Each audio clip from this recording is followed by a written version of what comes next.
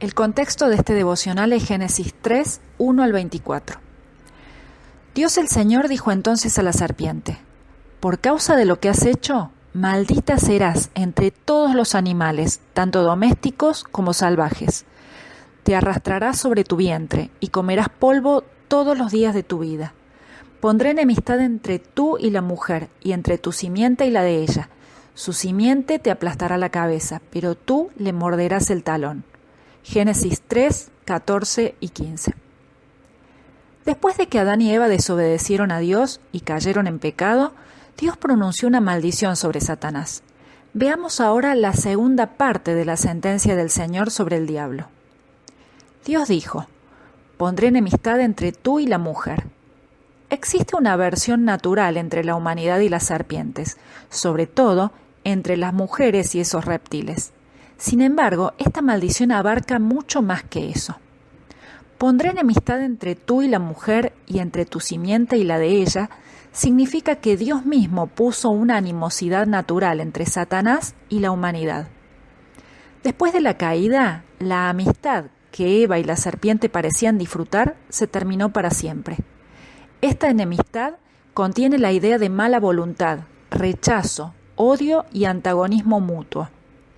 El odio de Satanás hacia Eva y hacia la humanidad en general no era nada nuevo, sino que ya estaba presente desde el mismo momento en que Dios creó al hombre. Sin embargo, a partir de este momento, el hombre en general siente antipatía y temor natural hacia Satanás.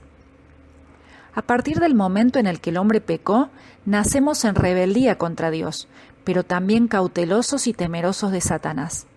Instintiva y naturalmente, el hombre no desea servir ni a Dios ni a Satanás, solo quiere servirse a sí mismo, lo cual trágicamente equivale a servir a Satanás. Dios dijo: «Pondré enemistad entre tu simiente y la de ella».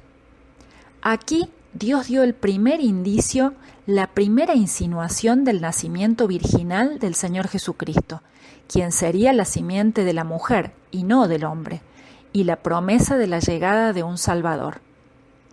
Su simiente te aplastará la cabeza, pero tú le morderás el talón. Sin lugar a dudas, estas palabras constituyen la primera profecía de la derrota final de Jesús sobre Satanás.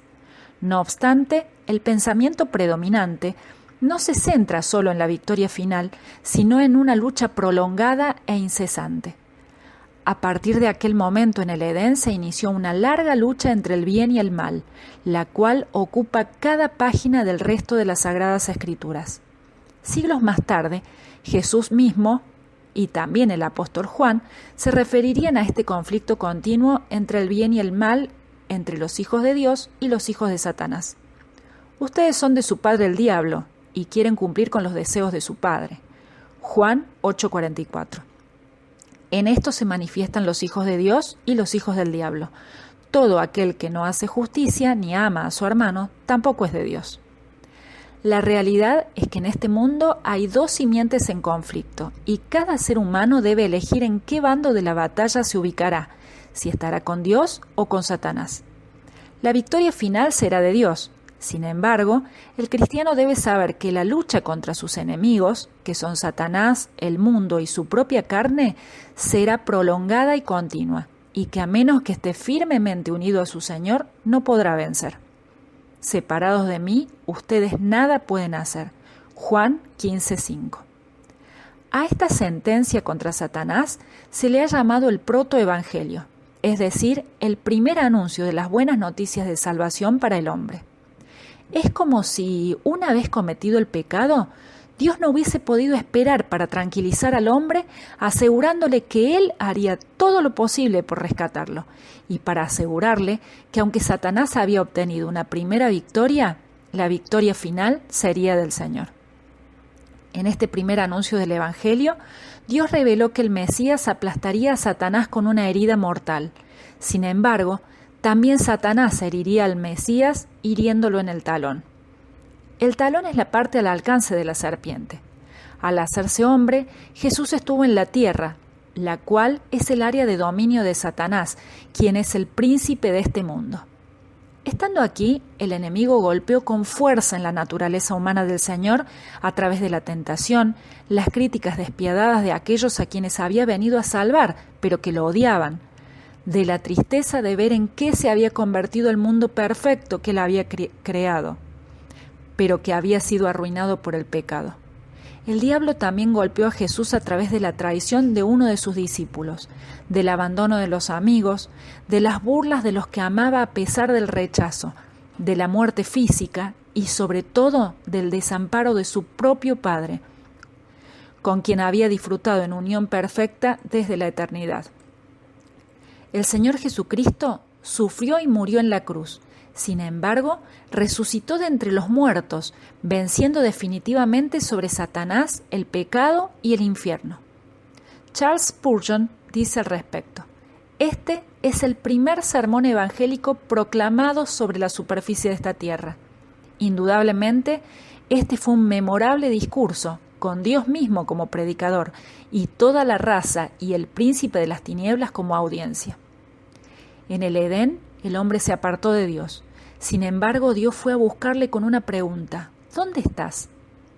¿Dónde estás? Es el llamado de la justicia divina, que no puede pasar por alto el pecado. ¿Dónde estás? Es el llamado del dolor divino, que se lamenta por el pecador. ¿Dónde estás? Es el llamado del amor divino, que ofrece redención por el pecado. El alejamiento del hombre y la búsqueda que Dios lleva a cabo están narrados a lo largo de toda la Escritura. No hay quien busque a Dios. Romanos 3:11. Ustedes no me eligieron a mí, más bien yo los elegí a ustedes. Juan 15:16. Nosotros lo amamos a Él porque Él nos amó primero. 1 Juan 4:19. En esta lucha entre el bien y el mal, Dios busca incansablemente al ser humano y le ofrece salvación. No obstante, la victoria final y decisiva será de Dios. El anuncio de la derrota definitiva de Satanás muestra que a pesar de la primera oleada de victoria de Satanás en el Edén, Dios siempre supo lo que sucedería. El pecado del hombre no sorprendió a Dios en lo absoluto. La caída de Adán no fue un contratiempo en el plan principal que obligó a Dios a buscar rápidamente un plan B como salida. Por el contrario, el propósito eterno de Dios siempre fue traer algo más grande para el hombre que la inocencia del Edén. Dios quería más que un hombre inocente. Su plan era que el hombre fuese redimido. El hombre redimido, que es mucho mayor que el hombre inocente, solo es posible porque en el Edén el hombre tenía algo de lo que debía ser redimido. Como alguien dijo con mucha verdad, antes de que Dios dijese que haya luz, Él ya sabía que iba a haber cruz.